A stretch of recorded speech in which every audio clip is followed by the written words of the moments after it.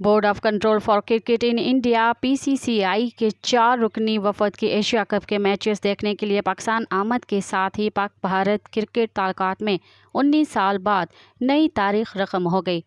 صدر PCCI Roger بنی آخری مرتبہ 2005 میں پاکستان آئے تھے۔ پاکستان کرکٹ بورڈ (PCB) کی جانب سے بھارت سے آئے PCCI کے وفد کے اعزاز میں گزشتہ روز گورنر ہاؤس لاہور میں عشائیہ کا اہتمام کیا گیا۔ عشائیہ میں گورنر پنجاب علیق الرحمان اور chairman PCB management committee Zaka Ashraf نے بھی شرکت کی۔